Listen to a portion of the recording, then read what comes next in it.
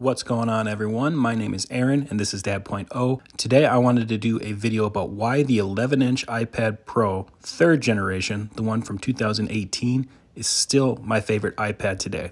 And just for reference, I have owned the latest iPad Pro, the one from early 2020, the 4th generation, and the latest generation iPad Air that came out in late 2020. And I mention that because if you're looking for a pro level 11-inch iPad, you're probably looking at one of these three. Now, I got the iPad Pro 3rd gen when it was released back in November of 2018. And since then, I've been using it pretty much daily for the last 2 years. And there has been nothing that I've thrown at this that it can't handle. But still, when Apple announced the new iPad Pro earlier this year, and then the iPad Air that came later this year, I was intrigued and I was wondering how it compared to this 2-year-old tech. And that's kind of the reason for this video, because it is for people that want to buy a new Pro level device, but it is also for people that might own the iPad Pro 3rd generation and are wondering, should I upgrade to the latest iPad Pro or even to the iPad Air because of its latest processor, the A14. But first, let's talk about what I'm still loving about this iPad Pro over 2 years later. First is the display. The display is just gorgeous on this iPad Pro. It is the liquid retina display with ProMotion. That's the 120 hertz refresh rate and True Tone.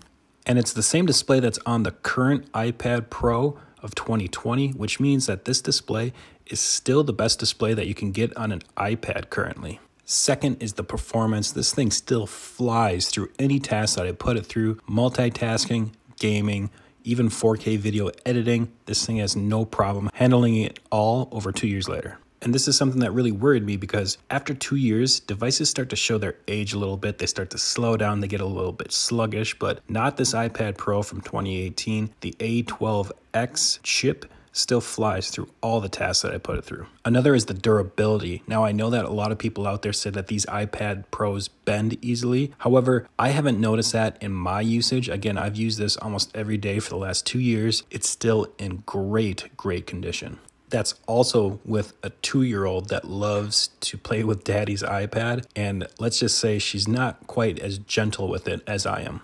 And last thing I'll mention is the design. This still feels like a new 2020, 2021 design to me. And maybe because they haven't updated it practically at all since 2018, but it's still got that all-screen display, slim bezels, Face ID, USB-C on the bottom, really nice speakers. It's nice and thin and it's nice and lightweight. It just feels super premium.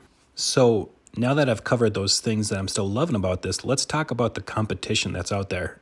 First is the latest iPad Pro from 2020 that I bought a little bit earlier this year. And like a lot of other YouTubers out there, when I compared the latest iPad Pro to my iPad Pro 3rd generation, I just didn't feel like there was enough difference or enough upgrade to justify the cost. In a nutshell, the biggest differences between the newest iPad Pro and the 3rd generation is the camera module. You get an ultra-wide camera lens on it, and you also get the LiDAR sensor. You get the A12Z processor compared to the A12X, and you get 6 gigs of RAM rather than 4 gigs on the 3rd generation. For me personally, I didn't see a huge performance increase between the A12X and the A12Z processor or the 2 gigs of RAM that you get extra on the 2020 iPad Pro. And that's because the only real difference between the A12X and the A12Z is that the A12Z Bionics GPU contains one more active core than the A12X. And this just leads to incredibly similar performance. Even in Geekbench scores, they're almost identical.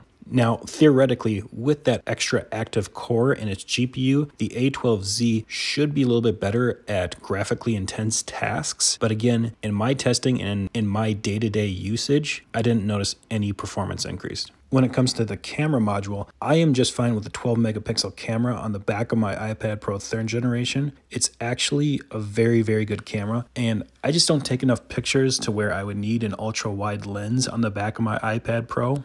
And I also just didn't feel like I needed the LiDAR scanner either. Yes, I think it's cool and it's great for AR apps, but I personally don't use a ton of AR. And when I do, I think the iPad Pro 3rd generation works just fine. It's not going to scan a room as quickly as the latest iPad Pro, and it's not going to be quite as accurate when it comes to depth sensing, but it still works great in my opinion.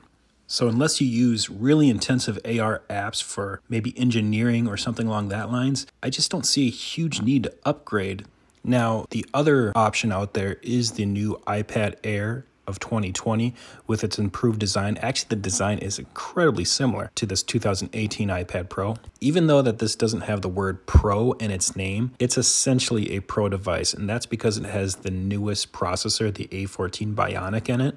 And that's what really intrigued me about the 2020 iPad Air, is that you have essentially the same design, or very close to the 2018 iPad Pro, which I really loved. And then you get this brand new state-of-the-art processor inside of it that should theoretically be faster. However, after I bought the Air, I wasn't expecting how much I would actually miss ProMotion and Face ID. Now, ProMotion is obviously huge for people that love to draw and that are artists, but it helps so much in just day-to-day tasks too. For instance, just surfing the web, and as you scroll, things load up and are much clearer, faster as you scroll. It doesn't have quite the blur or the ghosting that goes on. It's just much more pleasing to the eye, and it actually makes your iPad feel like it's a lot faster. And it was the same kind of scenario with Face ID, where I didn't know I would miss it until it was gone. Now, Touch ID does work great on the new iPad Air, and I love that they moved it to the power button, but there's just something a little bit more convenient about using your face to log into your tablet and to pay for things. And again, I didn't notice a super big increase in performance between the A12X and the A14 Bionic. It was only when I put them side by side that I could see that the A14 was loading up apps maybe about a half a second faster in most occasions. But again, if I didn't have them side by side and just using my daily tasks, I really didn't notice that much of a speed increase.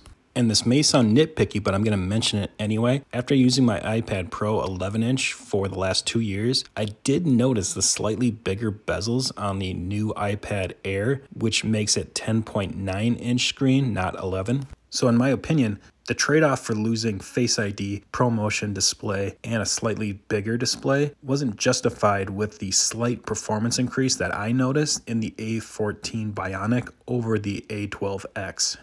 One thing I do want to note, and that might be a big deal to some, is that both the latest 2020 iPad Pro and the 2020 iPad Air support Wi-Fi 6. So if you have a Wi-Fi 6 router, you can get faster speeds and farther coverage with the iPad Pro and the iPad Air. But again, this is something you really have to consider if it's a huge feature for you. For instance, do you even have a Wi-Fi 6 router?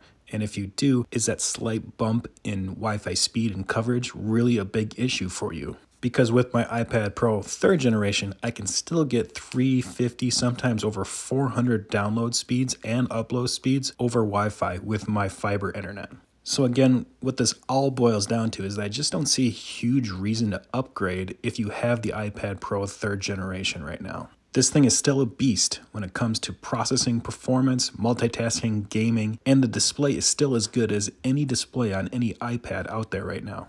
And that's for people that already have this device and are thinking about upgrading. But if you don't have any device and you want to buy this, I would highly recommend buying this either refurbished or gently used. You can buy this refurbished directly from Apple for $550 right now as of this review, or you can go on eBay and find them gently used for under 500 bucks. And that's where this becomes a really great buy, because buying this brand new, I can't really recommend paying the retail price that they're currently asking for this device because it's 2 years old now. And because we just don't know what's coming in the future. There are reports of a mini LED display iPad Pro coming in early 2021, so it doesn't make any sense to spend $700–800 on an iPad Pro from 2018 when the new one that comes out in 2021 might only be $100 or so more.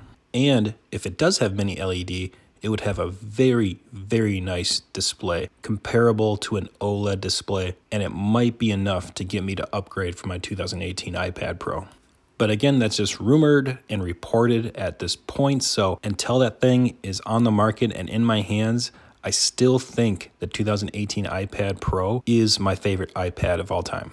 And while I haven't found anywhere that says how long Apple will support this with software updates, Apple tends to support their iPads for at least 5 years, if not longer, so you can expect to get software updates through 2023. Also, you can use all the latest iPad accessories with this iPad Pro from 2018. You can use the latest Apple Pencil, and you can use the latest iPad Pro Magic Keyboard that came out in 2020. So like I said, I'm still loving this 2018 iPad Pro, and even with all the newer ones that are on the market now, I still like this one the most. So until that mini LED one hits the market, I still think that this is the best one for the price. All right, guys, I'm going to wrap this up. I really appreciate you guys watching. If you have any questions, leave them in the comments below. I'll get to them. If you like this video, press that like button. Consider subscribing. I really appreciate everyone that subscribes to my channel. Thanks again, guys. I'll catch you in the next video.